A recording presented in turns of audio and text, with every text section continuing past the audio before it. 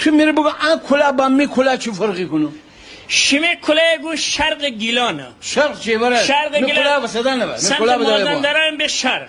این کلاه تالیشی. این کلاه تالیشی ماسال کلاهیه. ولی شما ایت کلاه تالیشی داشتینی که اون چارخانه مال پرستر بود. اون کلاهی که لیدوله و محمودی که از تالشان خانن محمود این کلاه امرا آب برده لیدو را از رودخانه ده مثلا 50 کیلومتری انا درون آب دکو اینتا تیانه منه هرگز انا آب فون نه علاقه تیم را شرط بکنم اون کلاه دلخ کرد اون پسندیدی روی سجا تشنه را کمی آب داد احسن دیدین این کلاه از الان طرفان دارش ببر اگه انا آب از اون طرف بیرون بامو من این از کچلبر طرف دارم نبود تو فرمایش درسته اتفاقا شما ان پارچه وقتی که وسنید برید چوپانان زنده بله چادر نده بله آقا دنیا باران باید اون چادر بعد تو بجه میگه سراخ هم داره ولی عفو اون بو پشم بوزه چربی داره چربی داره در از یک طریق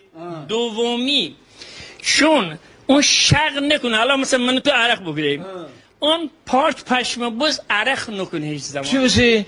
چون به خاطر که همیشه جوریسه زمینی جا رطوبت اون سنه نه اون بوز گیل رو خوسه نه اون چادر بالای پارگاه بیده بنه بیدم دوره درسته اون بس یعنی دو سراخ سران یا دود بیرون شه ولی باران نه باران نه انا گوید اون شالی که شما گوید آن شالی چگه چونه؟ نه انا باشلاق چاکنی اونه باشلاق که برف رو ایسن انا گیرن اون هن شاله که برف نفوذ اصلا برف و باران و باد ایت 24 ساعت حتی 20 انا روزی چی اثر نکنه بیرون باید